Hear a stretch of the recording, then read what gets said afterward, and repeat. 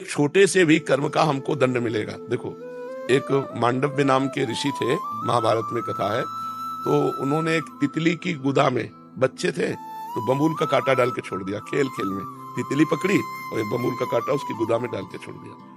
अब जब ये शयाने हुए तो घोर तपस्या में संलग्न हुए। महाभारत में भगवान व्यास देव जी ने लिखा। ऐसे हाथ उठा करके दोनों पैरों के पंजे पर खड़े होकर ऐसे मंत्र जाप करते हुए समाधिस्थ थे। कुछ चोर लोग राजा के संपत्ति को चुरा करके भाग रहे थे, तो राजकर्मचारियों ने पीछा किया। तो उन्होंने सोचा संत के आश्रम में अगर हम छुप जाएं तो बच जाएं। तो आश्रम में जाते हुए राजकर्मचारियों ने देख लिया और वहीं जाके छुप गए। तो माल सहित चोर पकड़े गए। राजकर्मचारियों की बुद्धि में भ्रम आया और बोले नाटक कर रहा है तपस्या का, ये चोर पालता है और चोरी करवाता है। उनको भी बंदी बना लिया। अभी उनको होश ही नहीं है। राजा के सामने ले गए। राजा ने हुक्म कर दिया, सूली की सजा उस समय चलती थी, सूली की सजा दी जाए। सूली की सजा होती है उसको ऊपर से ले जाकर गुदा के निशाने से ऐसे पटक दिया जाता है। तो भाले जैसा एक यंत्र होता है, उसमें घुस जाता है गुदा में, और तड़प तड़प के कितने घंटों में मरेगा, क्षमता होती है। अब जो ही सूली की सजा दी गई तो जो अन्य साधारण जीव थे वो तो, लेकिन इनके जो ही सूली गई तो उनको चेतना ही समाधि से बाहर हुए, तुरंत पद्मासन लगा लिया। सूली पे पद्मासन लगा लिया।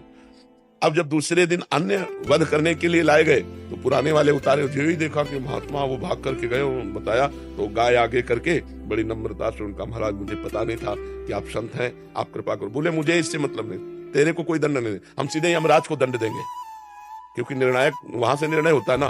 तो मुझे सूली से निकालो। लाख प्रयास किया गया, सूली से नहीं निकले, तो सूली काट दी गई। तो उनका नाम हुआ अणिमांडव्य।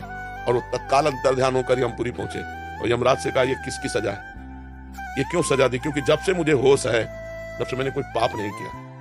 पूर्व का है या वर्तमान का है? तो उनका बच्चापन की अवस्था का 8 वर्ष के आप थे, एक तितली की गुदा में कांटा डाल के छोड़ दिया था, तो तुम्हारी गुदा में सूली डाल के काट दी गई, निकली नहीं।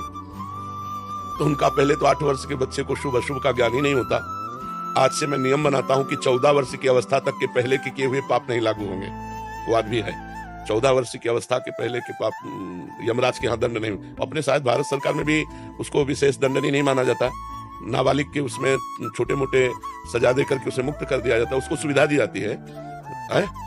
हाँ, सुधार की सुविधा दी जाती है। तो ये यमराज के यहाँ नियम बना दिया और कहा तुम यहाँ यमपुरी में बैठे आनंद ले रहे हो, मृत्यु लोक का तुम माया जाल जानते हो, इसलिए मैं साफ देता हूँ 100 वर्ष तक तुम मृत्यु लोक में मनुष्य बनकर विचरण करो। तो वही विदुर जी के रूप में यमराज जी आए, साक्षात यमराज जी विदुर जी के रूप में, तो धर्मराज के अंश से युधिष्ठिर जी महाराज आए। तो मांडव्य ऋषि 8 वर्ष की अवस्था में तितली के गुदा में कांटा छोड़ा तो उनकी गुदा में सूली धसी की नहीं धसी।